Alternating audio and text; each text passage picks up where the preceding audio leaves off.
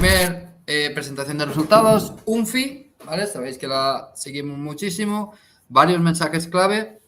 En primer lugar, que gracias a la inflación están llegando más rápido de lo esperado al objetivo de los 900 millones de EBITDA para el año fiscal 2024, ¿vale? Para que la gente no se líe, el año fiscal de UNFI termina en julio, ¿vale? Entonces, para julio de 2024, en su plan de negocio tenían puestos 900 millones de EBITDA, pero en 2022 ya han hecho 829 millones y para 2023, que ya veremos el guidance, se acercan muchísimo a esos 900 millones de EBITDA.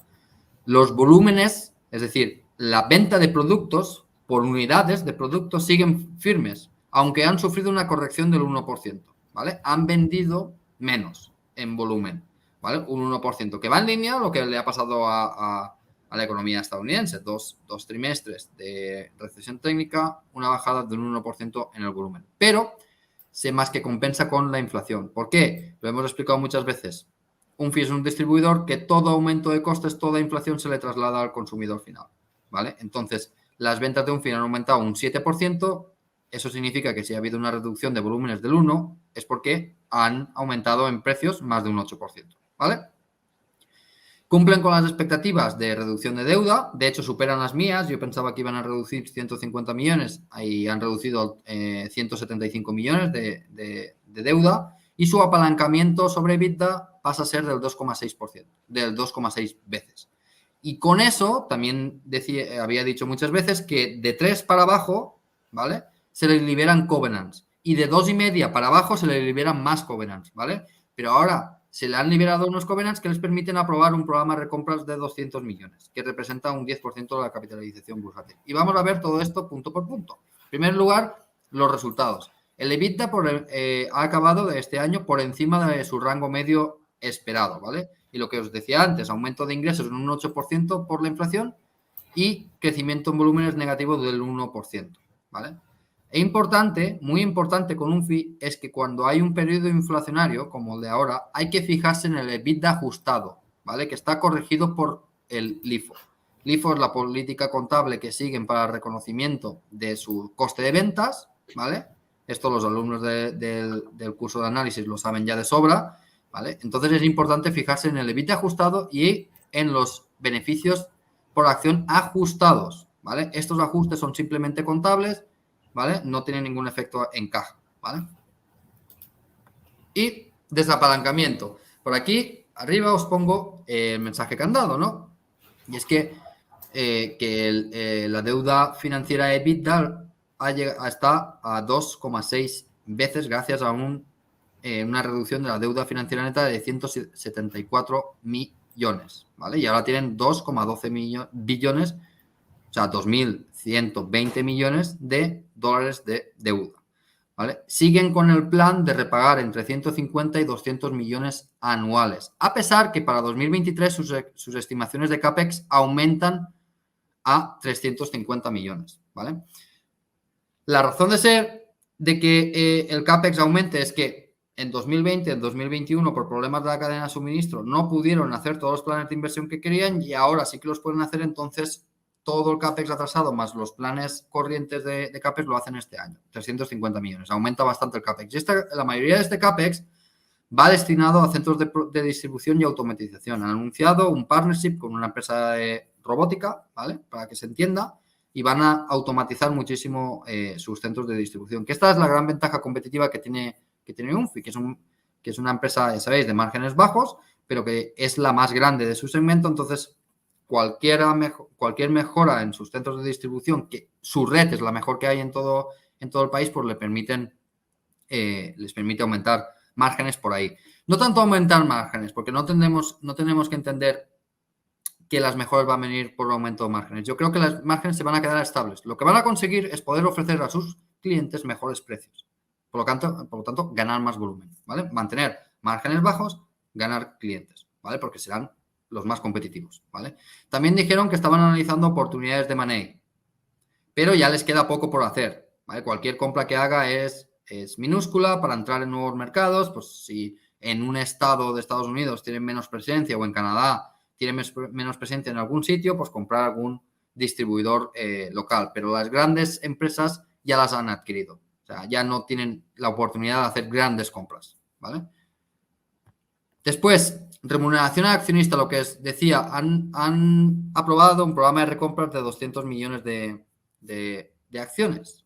O sea, 200 millones en acciones, que representa el 10% de la capitalización bursátil actual. Pero también han dicho que sus prioridades son tal como os la marco aquí. La primera opción es el CAPEX, para seguir mejorando. 350 millones, ¿vale? Eso nos lo quedamos en la mente. Segunda opción, desapalancamiento y repago de deuda. Vamos a decir 150 millones. Llegamos a 500. Tercera opción, M&A, que yo creo que no van a poder hacer nada. Aunque si dicen que están mirando cosas es porque muy probablemente ya estén trabajando en deals, ¿vale? Pero cosas pequeñas. Yo digo que aquí cero.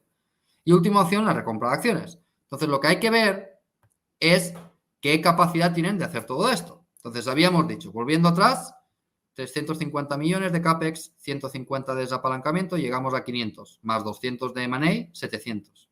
¿Vale? Vamos a ver si son capaces de generar esa caja. Y fijaros el capital deploy en el año 2022. 174 millones de repago de deuda, 251 millones de CAPEX, el CAPEX, por lo tanto, este año va a aumentar en 100 millones, y 366 millones en inversión en networking capital. De hecho, una cosa muy, muy, muy interesante es que si tú miras el working capital, tienen cuentas de clientes por unos 200 millones de dólares que ya han dicho que van a cobrar este primer trimestre. ¿Vale? Entonces, vamos a calcular qué caja esta empresa es capaz de generar. Con un EBITDA de 800 millones es un poco más, pero EBITDA de 800 millones menos el CAPEX de 350, llegas a una cifra de 450 millones. Más 200 millones de working capital positivo que van a tener este trimestre, llegas a una cifra de, a ver que ahora me he liado, 300 y 400, 650 millones. Menos los impuestos que pueden llegar a pagar, vamos a poner 500 millones. Entonces tendrían 350 millones para el CAPEX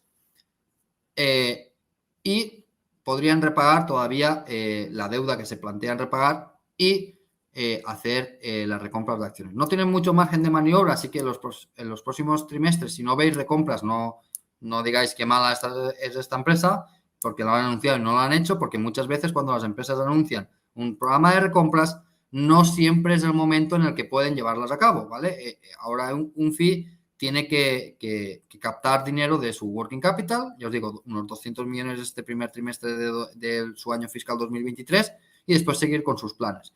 Pero para que os hagáis una idea, en el año 2022 emplearon 791 millones, ¿vale? Si el año 2023 es así, podrán hacerlo todo. CAPEX, reducción de deuda y repago de deuda y recompra de acciones. Que espero que no se hagan estos primeros trimestres del año, sino más adelante. Eso sí, como la acción ha caído tanto, que no tiene ningún sentido, de hecho yo vuelvo a ser accionista ahora, que no tiene ningún sentido que haya bajado a 35 dólares, está a 2.000 millones de capitalización bursátil, una empresa que va a generar unos 400 o 500 millones de free cash flow, o sea, un yield del 20-25% al año, no tiene ningún sentido.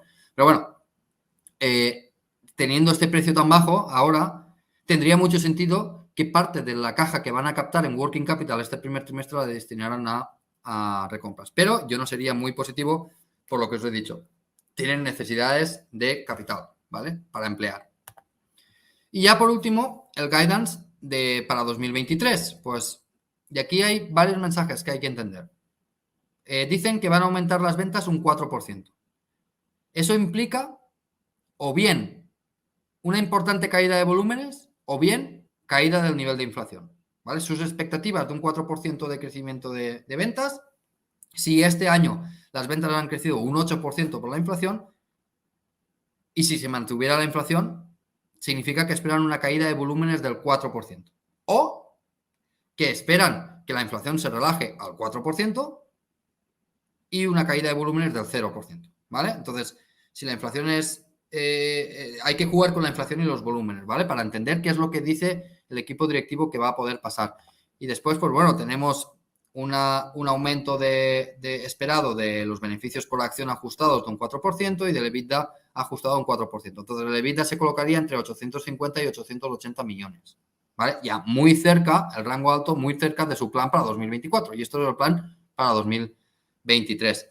A estos precios, lo que comentaba antes, la empresa está cotizando a un free cash flow yield aproximadamente al 25%. Una auténtica pasada en este tipo de empresas súper estables y que te protegen contra la inflación. Y además, desapalancándose a un buen ritmo, ¿vale? Y esto creo que es todo con respecto a Unfi. Edgar, Sí. perdona, antes de pasar a Serica, has venido diciendo todos estos, bueno, no sé, meses que llevas hablando de Unfi, que esperas un trimestre malo. No ha sido este, ¿no? Es decir, parece, no sé, es que conozco algún inversor que se ha quedado con esa frase y me dice, no, yo voy a entrar en Unfi cuando llegue el trimestre malo. Ya, yo también lo llevo esperando, porque lo normal es que tuvieran un trimestre malo por este decalaje de la inflación, ¿vale? Es decir, que les aumenta la inflación de costes y que el traslado a sus clientes, como no es inmediato, no lo puedan hacer, ¿vale? Pero no está pasando. O sea, siguen trimestre a trimestre haciéndolo bien. Lo que ha habido un decalaje ha sido en generación de caja por necesidades de working capital. Por ejemplo, el tercer trimestre del año no generaban caja, o se generaron mucha menos de la que yo esperaba. Pero en el cuarto han generado mucha. Y ahora, en el primer trimestre de 2023, van a generar muchísima por el working capital. ¿Vale? Entonces, el decalaje ha estado en caja y no en beneficios. Pero sí, yo también espero el trimestre malo, pero no llega. No llega. Lo que Bueno, pasa es que, aunque tengan trimestres buenos, la cotización cae. O sea, el que se estaba esperando para entrar, aquí tienes la entrada, $35.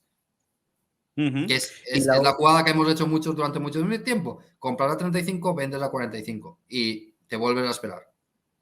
Y eso te iba a decir, antes de pasar a Serica, también Unfi yo creo que es de las empresas que la comunidad más ha operado con opciones. No sé cómo está ahora la volatilidad implícita, creo que ha bajado un pelín, ¿no? Ya no está tan apetecible, pero aún así, en ese rango entre 35 y 45 lo sigue respetando, ¿no?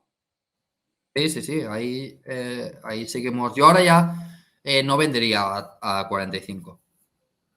Ya sabéis que a medida que va generando caja, el valor de la empresa va subiendo, ¿no? Claro.